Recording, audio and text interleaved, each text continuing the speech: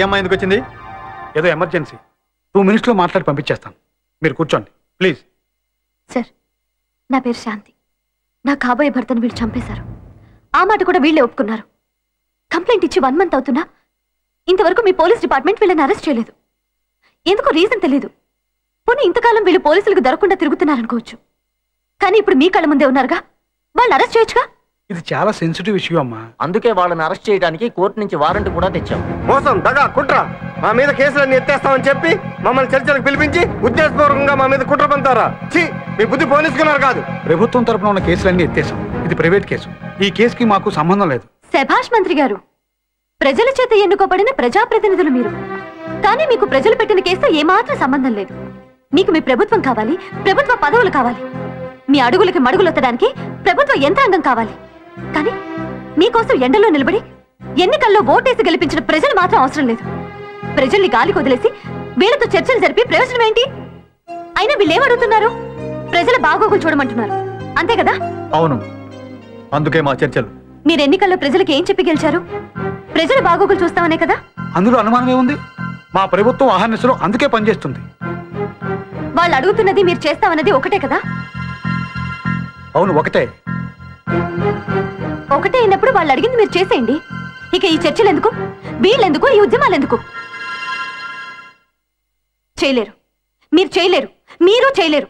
చేయలేక కాదు, చెయ్యరు. అలా చేస్తే సామాన్య ప్రజలకి నాయకులకి తేడా ఉండదు కదా. ఏంటి మీరు మాట్లాడేది? మేము ప్రజల చేత ఎన్నుకోబడిన ప్రజాప్రతినిధులం. ప్రజల కోసమే శాంతి చర్చలు మొదలుపెట్టాం. ఈ టైంలో మీరు అనవసరంగా వచ్చి చర్చలకు విఘాతం కలిగిస్తున్నారు. దీనివల్ల ప్రజలు ఎంత నష్టపోతున్నారో మీకు తెలుసా? ప్రభుత్వాలు, పోలీసులు మాకు బద్ధ శత్రువులైనా ఈ చర్చల కోసం అడవులు వదిలిపెట్టి ఎందుకు దిగొచ్చామో తెలుసా? బడుగు, బలహీన, తాడిత, పీడిత, అట్టడుగు వర్గాల ప్రజల కోసం. ప్రజలు ప్రజలు అంటున్నారు. నిజంగా మీరు ప్రజల కోసమే పనిచేస్తున్నారా? 57 years నుంచి ప్రజల కోసం పనిచేస్తున్నామంటూ కుర్చీలలో కదల్లేక వదలకుండా రాజకీయ నాయకులు 35 years నుంచి అడవుల్లో కూర్చొని ఉద్యమం పేరుతో అమాయక ప్రజల జీవితాలతో ఆడుకుంటున్నారు.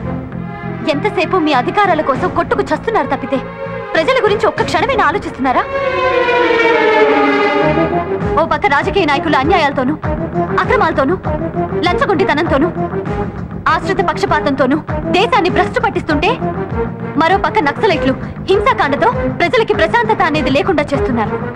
ఇవాళ పోలీసులు రాజకీయ నాయకులకి, విఐపి ముసుగులోని గుండాల బందోబస్తుకి, వాళ్ళ ప్రాణాలు కాపాడడానికి మరియు నక్సలైట్లను చంపడానికే సరిపోతుంది.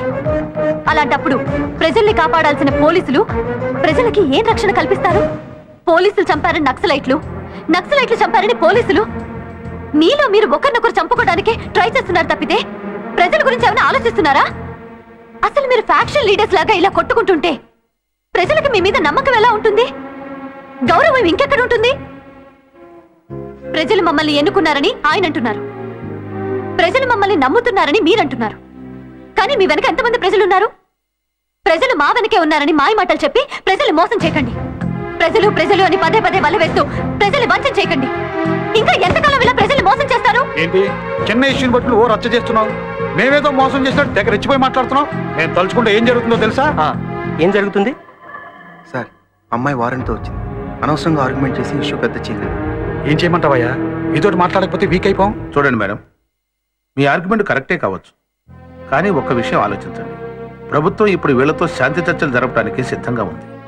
ఇలాంటి పరిస్థితుల్లో మీరు వచ్చి అరెస్ట్ చేయమంటే ఎలాంటి పరిణామాలకు దారితీస్తుందో ఊహించడం కష్టం. అయితే మీరు ఏ శాంతి కావాలని కోరుకుంటున్నారో దాన్ని వదిలేస్తున్నారు. దాని మూలంగా రాష్ట్రం మొత్తం తగలబడిపోయే ప్రమాదం ఉంది. అలాగని వీళ్ళని అరెస్ట్ చేయకపోతే ప్రభుత్వం కోర్టు ధిక్కారం కేసు కింద నేరం చేసినట్టు అవుతుంది. అప్పుడు కూడా రాష్ట్రం తగలబడిపోతుంది. So what? ఒక్క నిమిషం ఆలోచించండి. పరిస్థితిని అర్థం చేసుకోవడానికి ప్రయత్నించండి. అరెస్టు చెయ్యాలా మానాలా అన్నది మీ డెసిషన్ మీద ఆధారపడింది. పంతాలు పగలు కాదు నాకు ముఖ్యం. తప్పు చేసిన వాళ్ళకి శిక్ష పడాలి. ఈ దేశంలో అందరూ శాంతియుతంగా బతకాలి. దానికి మీరే ఒక సొల్యూషన్ చెప్పండి. నాదే ఉంది. ప్రజలు మీ వెనకాలే ఉన్నారని చెప్తున్నారు కదా. మీ మాటల్లో నిజం ఉంటే, మీరు ప్రజల కోసమే పనిచేస్తూ ఉంటే మీరు చెప్పే ప్రజల్లోకి రండి. మీ వెనక ఎంతమంది ప్రజలున్నారో తేలిపోతుంది. ప్రజలు మీరు చేసింది కరెక్ట్ అంటే నోరు మూసుకొని నా దారి నేను వెళ్ళిపోతాను. లేదంటే ఏం చెయ్యాలో రేపు ఉదయం ప్రజలే నిర్ణయిస్తారు.